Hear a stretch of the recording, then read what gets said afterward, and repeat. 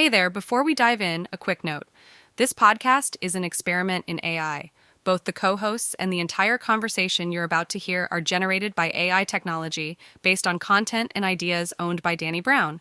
So sit back, relax, and enjoy this unique AI-powered experience. Welcome to the deep dive.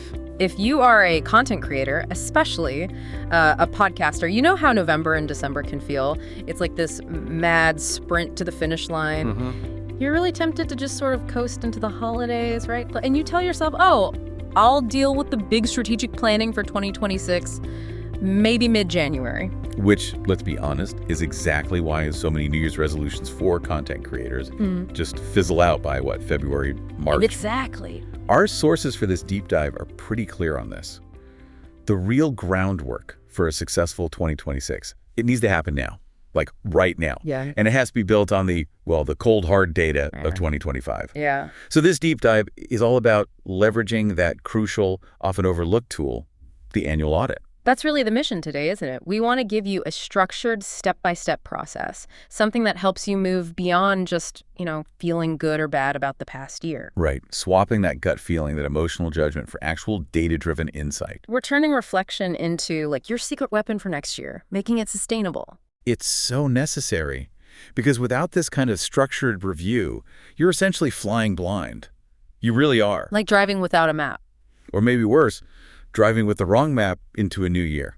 So let's just jump right in. The annual audit, reviewing those 2025 goals. Okay, so the very first action item. And this one can be tough, honestly, because it needs ruthless honesty.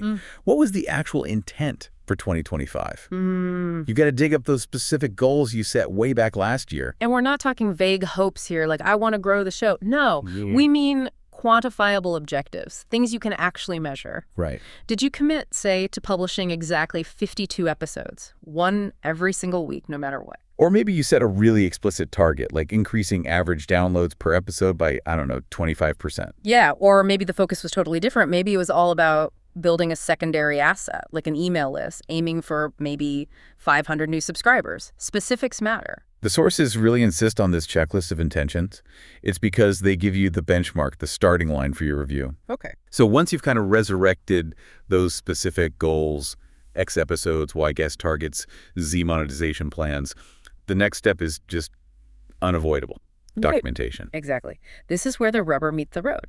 You document the reality, what actually happened. Get the numbers down. Yes, document your final numbers, absolutely. But also, and this is key, document your habits and maybe even your energy levels around those habits. That's interesting. Habits and energy. Yeah. How often did you, say, miss a scheduled editing session? Did that specific process for finding guests just feel like pulling teeth every single week? You need to note that down. I see. That link between the numbers and the human cost of getting those numbers is crucial, isn't it? Totally. We often track the downloads, the easy metrics, but forget to track what it actually took to get there. Right. If you hit a big goal, but it meant working 80 hours a week and you were completely burned out by the end of it, well, that goal wasn't sustainable. The metric doesn't tell the whole story. Not at all. And that's the insight you're looking for. Clarity. That's the objective here. If your goal was 50 episodes and you only managed 38, that gap, that difference between intent and reality, that's the data point you need to understand. Makes sense. Without that clear documentation, you just can't make smart strategic adjustments for 2026. You're still guessing. Okay. So let's unpack those gaps then. We've identified what we wanted to do. Now we look at the misses. I like how the sources call this the gift of the miss. Yeah, it reframes it nicely. It can feel painful, sure, but these moments where things didn't quite hit the mark, they aren't failures. They're actually high-value signals. Data points. And it's fascinating, isn't it, how often creators, we tend to focus on maybe the perceived quality of the content itself, when the real data signal might be pointing squarely at something like inconsistency. Like the schedule. Exactly. So that audit checklist for underperformance, it needs to be really thorough. Okay, so what's on that checklist? First up, did the publishing schedule drift? Did you slide from weekly to biweekly without really planning it? Or worse, did you skip whole months because, the production pipeline just seized up? That schedule drift, yeah, that's like the #1 momentum killer the sources flag. Huge impact. Okay. What else? And you look at any structural experiments you tried, Maybe you shifted your format. Like moving from interviews to solo episodes. Yeah. Or adding video. Precisely. Did that change actually land with your audience? Yeah. You have to correlate that format shift with your engagement metrics. Did comments drop off? Did shares dry up? And critically, did listener completion rates dip right after you made that change? Completion rates again. Important signal. Very. And then there's the dreaded marketing audit. Uh-oh. Did your distribution tactics underperform? Maybe you spent, 3 hours every week creating those short social clips. Yeah, everyone says you should do that. Right, but did the analytics actually show any audience growth from that or any traffic back to your main podcast platform? Was that energy just misspent? Oof. Tough questions. But necessary. And the really critical phase is moving beyond the what didn't work to the why. Okay. So, for example, if that solo episode format didn't connect, why not? Was the topic just wrong for what your audience expects from you? Or maybe the goal itself was just unrealistic, like aiming for 5,000 downloads on that format when your platform size or your available time just couldn't support it. Exactly. Or maybe it was mistargeting. This comes up a lot in the sources. How so? Well, a creator might assume their audience wants, say, super deep technical dives. But then the data, the actual shares and comments, showed that the episodes that really resonate are the lighter ones, maybe the more relationship-focused ones. So you might have picked the wrong type of guest or the wrong topic focused entirely for your specific audience. Precisely. And that insight, knowing exactly why a specific tactic or segment didn't connect, that's the gift. Okay, I see it now. Because now you have actionable information. You don't have to guess next year. If the publishing cadence was the issue, okay, you adjust it to something truly sustainable. If the promotion felt thin, right, you allocate more resources or time there. So what didn't work in 2025 literally becomes the framework for adapting and improving in 2026. You got it. I really like that shift in perspective. It takes the sting out of it. Once we stop seeing underperformance as like a personal failure and just see it as data, then we can finally turn our attention to the things that did work. And that feels like the real fuel, doesn't it? Time to celebrate the wins. Absolutely. And those wins, no matter how small they might seem, they are the foundation you build on for next year. But we need to be careful here. How so? We need to distinguish between, let's call them vanity metrics, and genuine quality indicators. Okay, this is where we need to get a bit more technical. The sources really hammer this point. Just seeing raw download numbers go up might feel good, but it's a vanity metric if it's not backed by quality signals. So give us the deep dive. What does a real win look like in the data? Okay, so a real win often looks like an increased listener completion rate. That's a big one. Right? Think about it. If you had, say, 1,000 downloads on an episode, but 80% of those listeners actually stuck around right to the very end, that's a huge quality signal. Suggests they're really engaged. High content market fit. Exactly. And that suggests potential for monetization, community building, all sorts of good stuff down the line. That single metric trumps having maybe 5,000 downloads where almost everyone dropped off after the first 5 minutes. Makes total sense. What else counts as a solid win? Well, maybe a specific piece of content or a specific guest caused a noticeable spike. Yeah. You landed that amazing high-profile guest, and they actually promoted the episode really well. Okay, good sign. But here's the critical follow-up question the sources raise. Did that guest's audience actually stick around? The ripple effect. Yeah. Did they subscribe? Did they become part of your long-term audience? Or was it just a temporary bump? We're looking for that sustainable ripple. Got it. And what about system wins? Things behind the scenes. Definitely. Maybe you finally nailed a consistent editing workflow, something that actually felt smooth and sustainable, not a constant struggle. That's a huge win for your own sanity and consistency. Or maybe it was a side project. Like maybe you started a little newsletter summarizing the episodes and suddenly that started getting new email signups way faster than the main show itself. Right. That's a clear signal. That's an asset you should probably double down on. Okay, so we've identified these wins, big or small. How do we actually leverage them? The sources say you need to ask yourself 3 key questions based on this analysis. First, which win created the biggest, most sustainable ripple effect? Where did that new audience come from? And what percentage actually became part of your core community? Good one.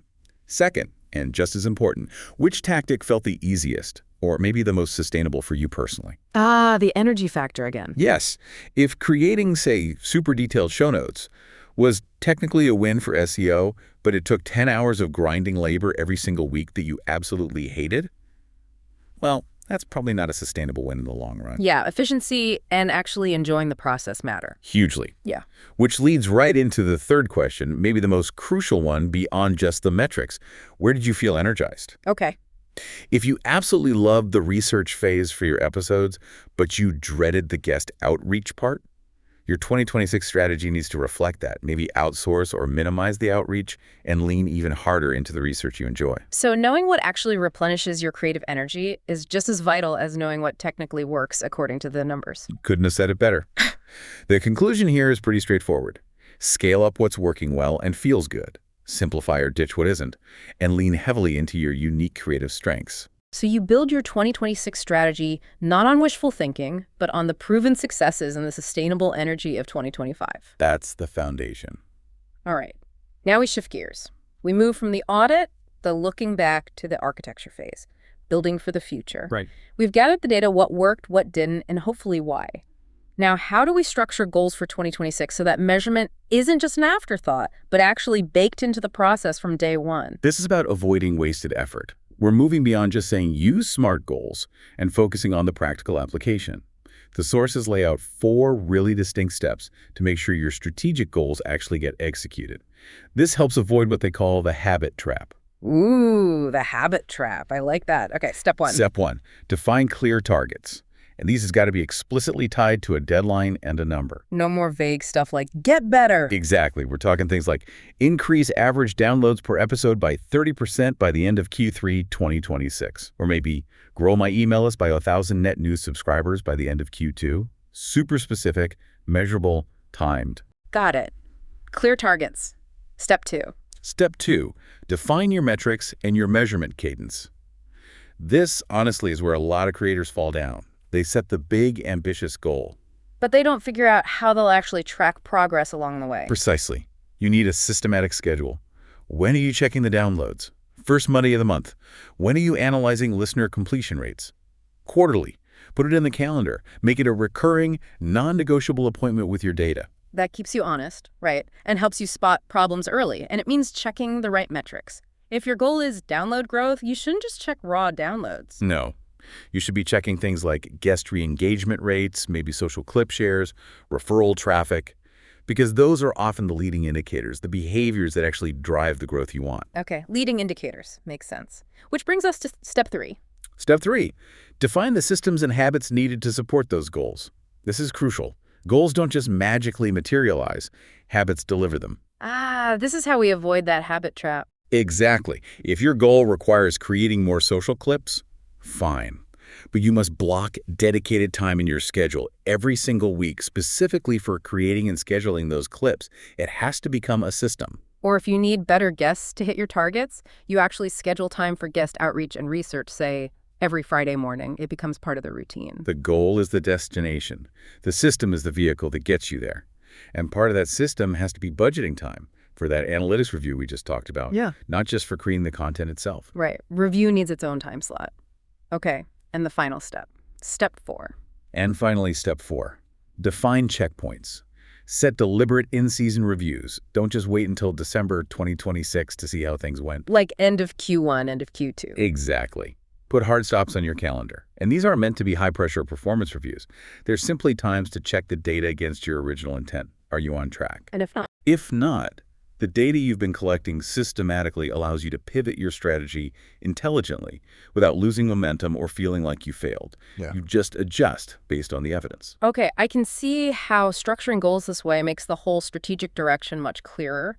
It minimizes that feeling of what should I be doing next and just maximizes focused execution. Precisely. Now, there's one more really important piece to this puzzle we need to address. Okay. Because let's face it, we're creating content for actual humans, not just for algorithms or spreadsheets.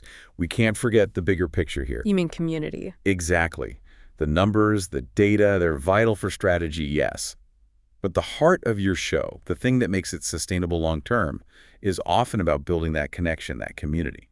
I think this is where transparency can play a really strategic role, actually. Hmm. The final actionable step the sources talk about is all about community and celebration. It's about inviting your listeners into this review and planning process. Why do that? What's the benefit? Well, the idea is that sharing your audit journey with your audience, the good, the bad, the pivots, builds incredible loyalty and trust. Ah, okay. Okay. It creates a kind of psychological contract, doesn't it? Yeah. When a creator shares a 2025 in review, and they don't just brag about the big numbers, but they actually admit, hey, we tried this new format, and honestly, the data showed it wasn't really resonating, so we're going to shift focus back. You basically convert passive listeners into active stakeholders. They feel involved. Exactly. They feel like they're part of the journey. The sources mentioned examples like shows doing episodes titled 5 Random Questions Turns 1, or That's a Wrap on Season 3. And in those, the host explicitly talks about the analytics, maybe what they learned, and even asks the audience for input on the direction for the next season. It shows humility, it shows you're listening, and it creates that sense of co-ownership. And that kind of engagement, that feeling of being heard and knowing the why behind the content decisions, that's what truly sustains growth, often far more reliably than any single marketing trick. Yeah, your listeners become your best advocates. They get excited to support the next iteration of the show in 2026 because they feel invested. Absolutely. So let's try and bring this all together. What does this mean for you, the listener, right now, heading towards the end of the year? Well, we've laid out the structured steps, haven't we? Yeah.